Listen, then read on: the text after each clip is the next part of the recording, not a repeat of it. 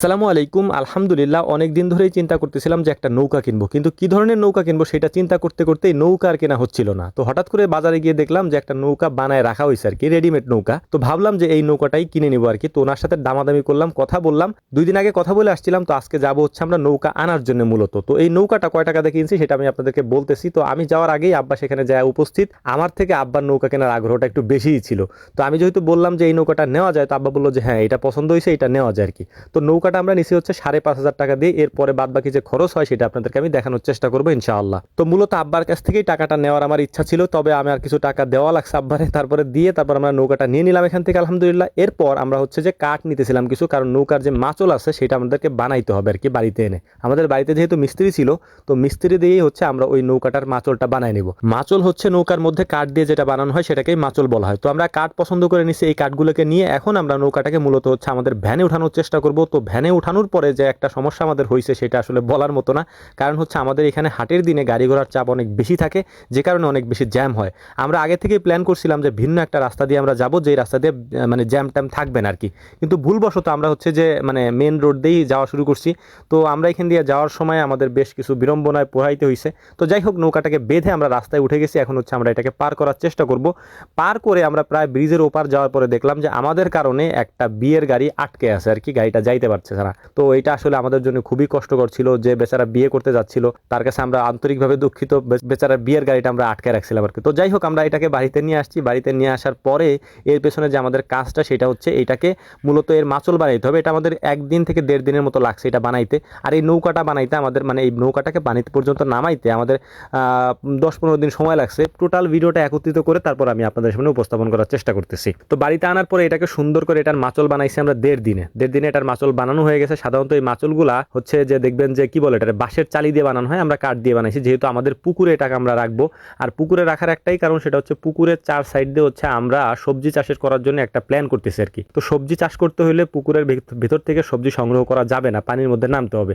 তো এই জন্য মূলত হচ্ছে আমরা এই কাজটা করতেছিলাম, বা নৌকাটাকে পুকুরে নামাবো আর কি। তো এখন আমরা যে কাজটা করবো সেটা হচ্ছে যে নৌকায় যে ছিদ্রগুলো থাকে, মানে যেহেতু এটা একবারে নতুন নৌকা, আলকাতরা দেওয়া যাবে না এই বছর, আমরা আগামী বছর দেবো। তো এইটার যে ছিদ্রগুলো আছে সেগুলোকে মানে বন্ধ করার জন্য আমরা 2টা পদ্ধতি অবলম্বন করতেছি। তার মধ্যে প্রথমটা হচ্ছে আমরা কিছু হচ্ছে ধূপ যেটাকে বলে, এই ধূপগুলোকে গুঁড়া করে নিতেছিলাম এবং এই ধূপের সাথে কেরোসিন তেল মিশিয়ে তারপরে একটা পেস্ট বানায় এটাকে হচ্ছে আমরা বিভিন্নভাবে ওই নৌকার যে ছিদ্রগুলো আছে, মানে যে কাঠের ফাঁকাগুলো আছে, ওই ফাঁকাগুলোর মধ্যে দিয়ে দিব যাতে ওই জায়গা থেকে আর পানি না ওঠে। তো এটা একটা প্রাচীন পদ্ধতি, আমরা আগেও করছি, আগে যখন আমরা নৌকা নিয়ে আসতাম। তো অনেকে মনে করতে পারেন যে এত ছোট নৌকা কেন নিলাম, কারণ আমরা যেহেতু পুকুরে নৌকাটাকে নামাবো, তো আমাদের একটু ছোট নৌকাই লাগবে।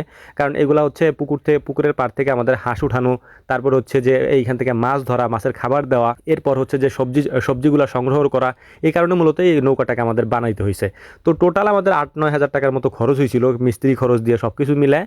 কারণ এই নৌকাটাতে প্রায় 5-6 জন ওঠা যাবে না, 4 জনের মতো লোক ওঠা যাবে এবং অনায়াসে সেটা ওঠা যায়। আমরা উঠছি, সেটা আপনারা ভিডিও শেষে দেখতে পারবেন, কারণ পুরো ভিডিওই আমি আপনাদের সামনে উপস্থাপন করতেছি।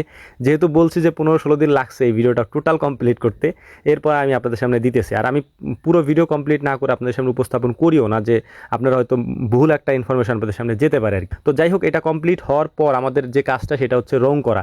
একটা জিনিস আপনাদেরকে আমি বলে দিই, এই যে নৌকাটায় রং দেখতেছেন আপনারা বা আমরা রং করতেছি, এটা হচ্ছে আমার মোটেও এখানে কোনো ক্রেডিট নেই। এটা সম্পূর্ণটা হচ্ছে এই রঙগুলো আমার মা করছে। আর এখানে যখন আমি ভিডিও করতে আসছি তখন বললাম যে তাহলে আমার কাছে একটু দাও, আমি একটু রং করে একটু ক্রেডিট নেই, বা ভিডিওতে এই অংশটার একটু লাগাই দিব না।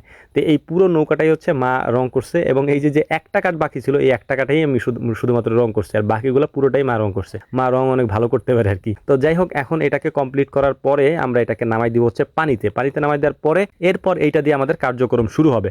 অলরেডি যদিও আমাদের কার্যক্রম শুরু হয়ে গেছে। আমরা আমাদের যে পাড়ি আছে পুষ্কুনির, ওই পুষ্কুনি বা পুকুরের পাড়ি দিয়ে আমরা হচ্ছে যে লাউ গাছ লাগাই দিছি এবং জাংলা বলি আমরা, সেটাও দিয়ে দিছি। এখন আমরা এটাকে পানিতে নামাই দিচ্ছি আর কি। তো জুমার নামাজ ছিল শুক্রবারের দিন, এটাকে আমরা পানিতে নামাইছি। শুক্রবার দিন সবাই নামাজ পড়ে এসে দুপুরের পরে তারপরে এটাকে আমরা পানিতে নামাইতেছিলাম। তো আব্বা হচ্ছে আগেই হচ্ছে পানিতে নেমে গেছে, কারণ এটা অনেক ভারী ছিল, মোটামুটি ভারী আর কি ছিল। তো আমরা যে কজন ছিলাম সে কজন একটু উঠে ট্রাই করার চেষ্টা করতেছিলাম যে এইটা আসলে কতটুকু আমাদের ওজন নিতে পারে আর কি। তো প্রথমে আমরা 2 জন উঠছি, 2 জন উঠে ট্রাই করলাম যে কতটুকু ওজন ওয়েট নিতে পারে আর কি।